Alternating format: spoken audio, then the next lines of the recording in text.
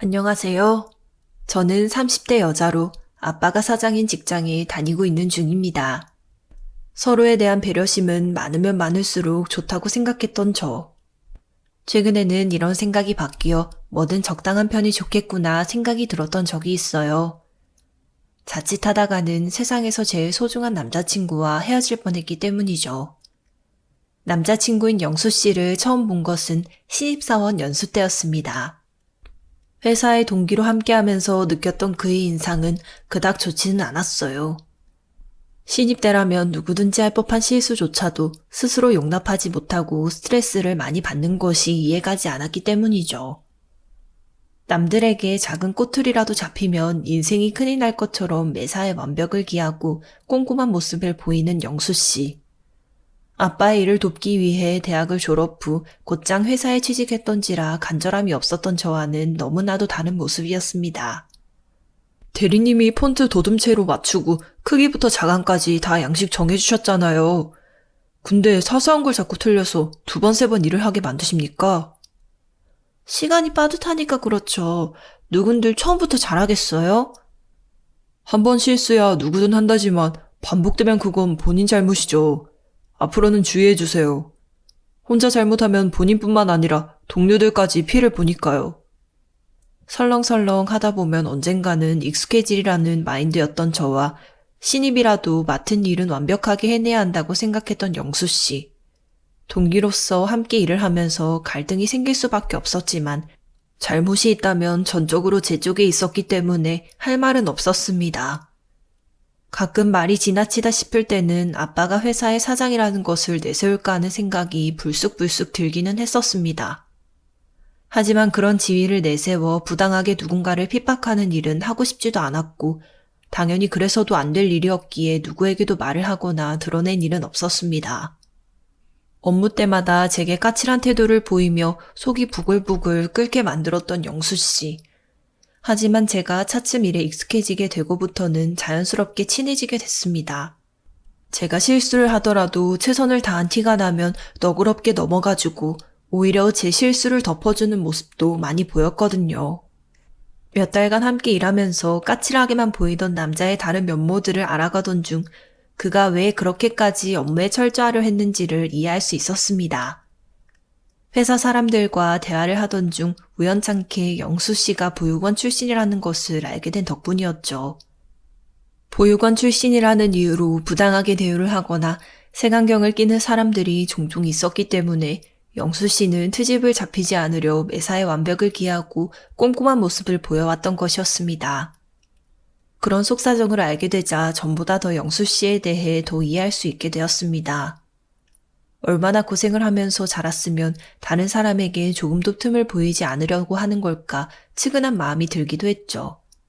까칠하기만 하고 마음에 안 들던 동기가 죽이 맞고 의지할 수 있는 동기로 그런 동기가 자기라고 부르는 애인이 되기까지 걸린 시간은 3개월 정도밖에 되지 않았습니다.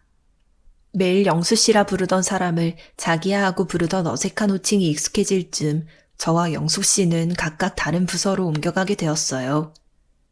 인사팀의 박 과장은 부하 직원에게 까칠하기로 평판이 좋지 않았던 사람이어서 걱정이 이만저만이 아니었습니다. 실제로도 부서에 발령받은 지 얼마 되지 않아 야근에 출장에 바빠지느라 따로 만날 시간도 없어진 남자친구. 걱정했던 일이 기우가 아니었구나 생각하고 있는데 시간이 흐를수록 남자친구의 피부가 점점 안 좋아지고 있었습니다. 아토피가 몸 곳곳에 벌겋게 올라와 가려워하고 아주 난리도 아니었죠. 자기 야근 때문에 몸이 요즘 말이 아닌가 보다. 어떡하면 좋아. 걱정하지 마. 야근이야 뭐 다른 사람들도 다 하는 건데. 약 처방도 받을 거니까 점점 좋아지겠지. 혹시 자기 빵이나 튀김 같은 거 요즘 많이 먹은 거 아니야? 밀가루 먹으면 아토피 심해지고 그런다며. 박 과장님이 억지로 먹게 하는 거 아니지? 내가 한 소리 해줄까? 말이라도 고맙네. 한 소리 한다고 들을 과장님이 아니지만. 평소에도 입버릇처럼 자신 같은 것보다 더 좋은 사람을 만나야 한다고 말하던 남자친구였기에 저는 사장딸이라는 이야기는 꼭꼭 숨겨두고 있었습니다. 제가 굳이 개입하지 않더라도 남자친구는 괜찮다고 말을 하니 언제고 문제는 해결이 될 거라 믿고 있었죠. 그런데 참으로 기이한 일이었습니다. 몸에 좋은 야채도 먹이면서 신경을 써주는데도 남자친구의 아토피는 줄어들지 않고 살은 살대로 더 쪄가고만 있더라고요. 대체 몰래 뭘 먹길래 이러니 싶어 물었지만 말을 하지 않는 남자친구. 심지어 매일 잔업을 해야 한다면서 매일 야근 핑계를 댔었는데 그게 거짓말인 것까지도 알게 됐습니다. 자기, 우리 사이에 서로 속이고 거짓말하는 일은 없어야 하는 거 아니야? 야근 핑계 대놓고 왜 회사에는 안 보여? 일 마무리하는 거 도와주려고 기껏 사무실까지 갔더니 어디에 갔는지 코빼기도 안 보이더라? 대체 나한테 뭘 숨기는 건데? 박 과장님이 일 시킨 게 너무 많아서 그래. 물어봐. 맨날 야근해서 힘들다고 하니까 집에서 잔업하라고 보내주신 거고. 나 좀 믿어줘, 자기야. 실제로 박 과장님에게 확인을 해보니 잔업을 시킨 게 맞다고 해서 그러려니 납득을 하기는 했습니다. 하지만 그런 이야기를 제가 따져 묻기 전까지는 말하지 않았었던 걸 생각하니 걱정되는 마음이 더 커질 수밖에 없었죠. 결국 저는 몰래 남자친구의 뒤를 밟았습니다. 놀랍게도 잔업과 야근으로 또 저와의 데이트를 빼먹은 남자친구는 어느 빵집에 들어가더군요. 여자 혼자 운영하는 빵집이었는데 직원이라도 된 것처럼 밀가루를 옮긴다거나 주방에서 보조일을 하고 있었습니다. 사장으로 보이는 여자가 빵을 주니 좋다고 웃으면서 빵을 다 먹는 모습을 보니 이게 대체 뭔 일인가 싶었어요. 혹시 돈이 쪼달려서 따로 아르바이트를 구한 건가 걱정하던 중이었는데 그것만으로는 충분히 납득되지 않는 일이 많았습니다. 분명 남자친구는 저와 데이트할 때도 아토피 때문에 밀가루 섭취를 즐겨하지 않았는데 여자 사장이 주는 빵은 곧잘 받아 먹더라고요. 체질에도 안 맞고 살만 찌는 빵을 즐겨 먹는 모습이 뭔가 이상하다 생각을 했었죠. 더 의아한 것은 분명 야근을 하고 추가로 일을 해야 하는 빵집임에도 불구하고 낮부터 빵가게에 들려서 일을 하는 듯 보일 때가 있었다는 것이었습니다. 회사에 올 때 땀에 흠뻑 젖어 있는 모습을 보인다거나 얼굴이며 손에 밀가루 가루가 묻어 있는 걸 보이니 뭔가 감추고 있는 일이 있다는 걸 확실히 알게 됐죠. 어지간하면 참으려고 했는데 데이트 약속을 잡아놓고 취소하는 일이 번번해지자 저도 인내심의 한계가 다다랐습니다. 빵가게로 쳐들어가 남자친구에게 대체 왜 거짓말까지 하면서 일을 하냐고 화를 냈습니다.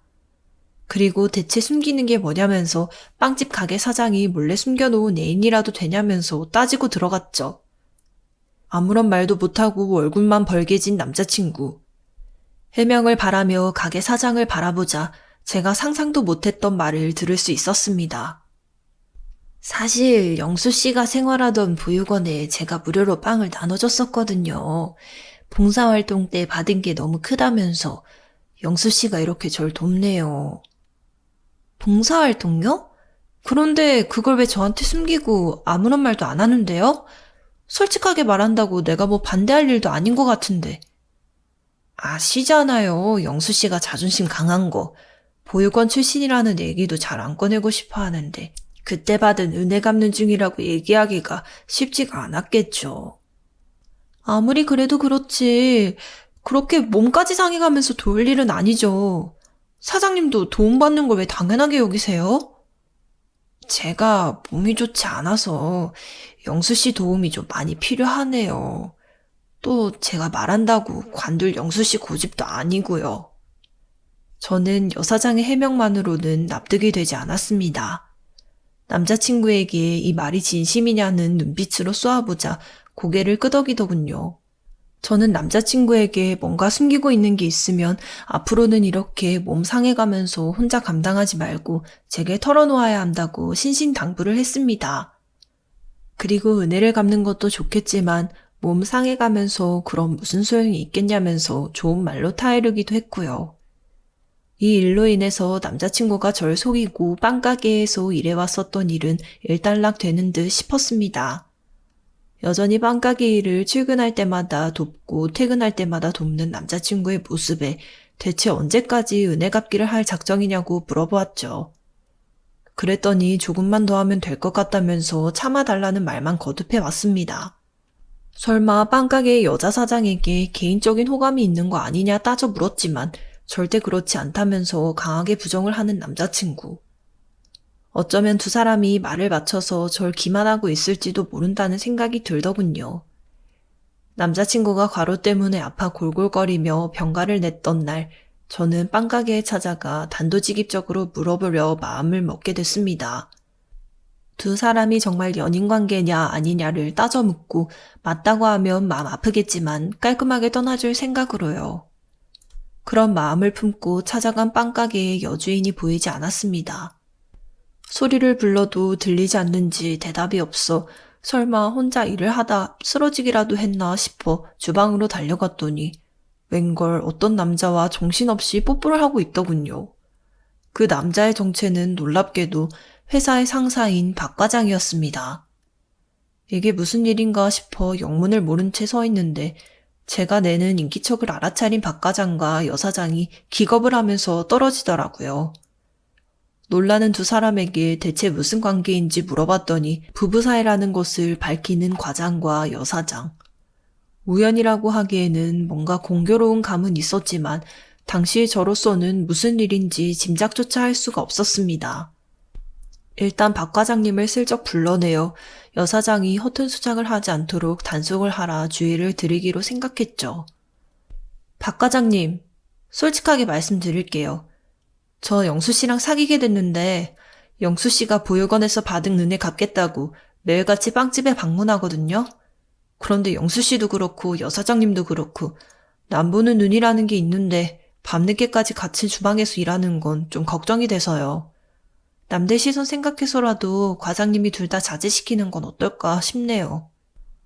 나야 뭐 회사에서나 큰소리 치지. 여기서는 어찌할 힘 없는 사람인 거 알잖아. 두 사람 고집이 워낙 세다 보니 나도 뭐 딱히 할 말이 없네.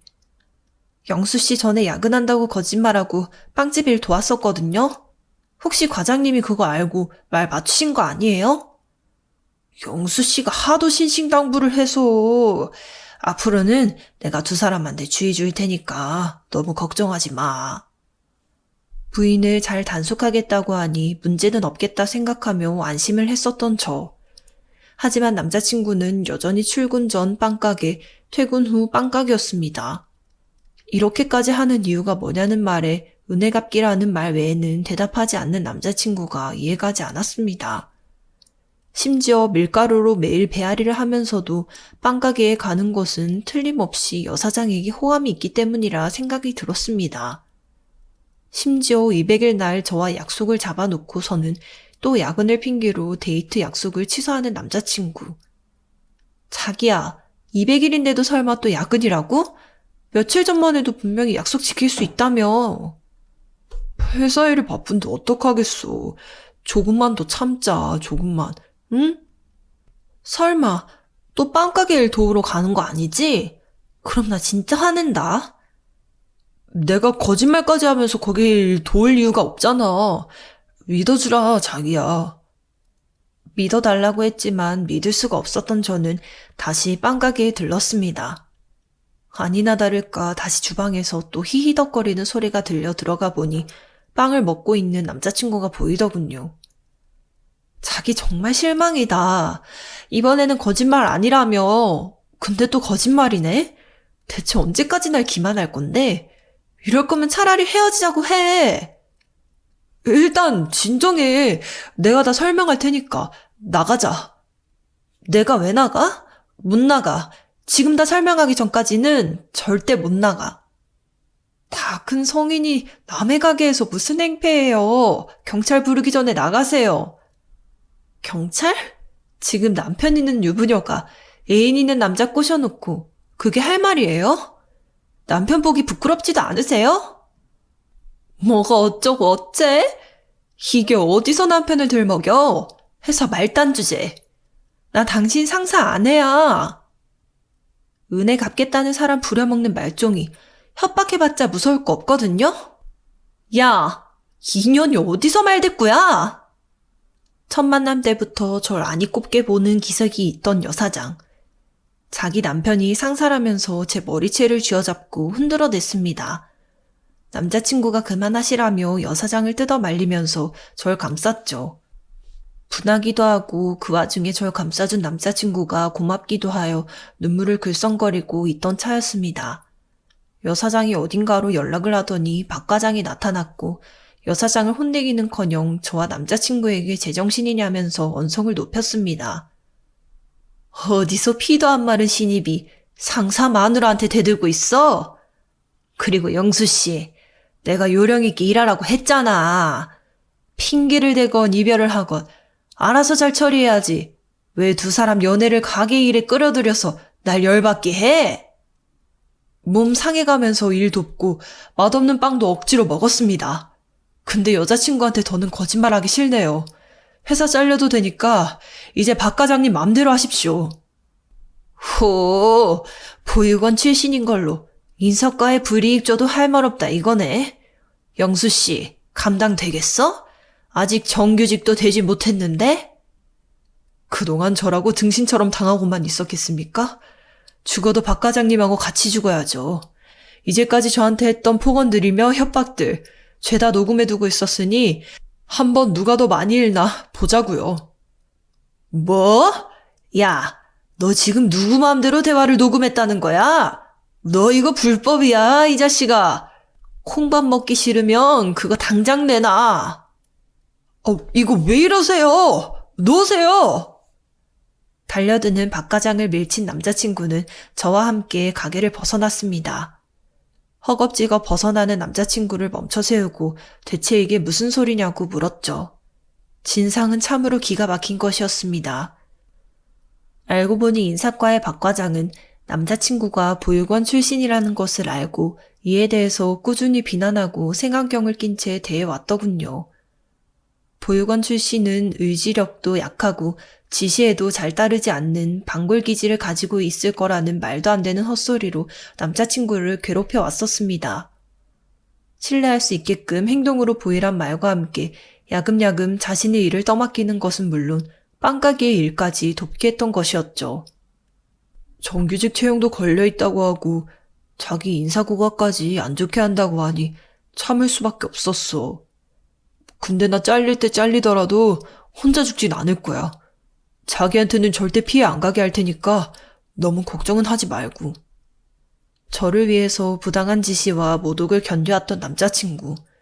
이런 사람을 오랫동안 오해해왔던 스스로를 돌이켜보니 눈물이 왈칵 흘렀습니다. 왜 그런 사실들을 혼자 감추고 있었냐고 화를 내니까 자신의 약한 모습을 드러내는 게 창피해서라며 머쓱하게 웃더라고요. 걱정 마. 자기가 걱정하는 것보다 훨씬 더 잘 풀릴 거니까. 응원해줘서 고마워. 말만으로도 큰 도움이 된다. 아니, 말만으로가 아니라 실질적으로도 도움되게 할 거야. 아빠가 이 회사 사장이니까. 빽 쓰는 건 안 좋아하지만 박 과장 치우는 데는 꼭 써먹어야지. 제가 회사 사장 딸이라는 것을 밝히자 남자친구는 놀란 와중에 농담을 하더군요. 어째 회사를 너무 설렁설렁 다닌다 싶었더니 사장님 딸이라면 설명이 된다면서요. 결국 박 과장의 권력 남용과 부당한 착취는 회사에 알려지게 되었습니다.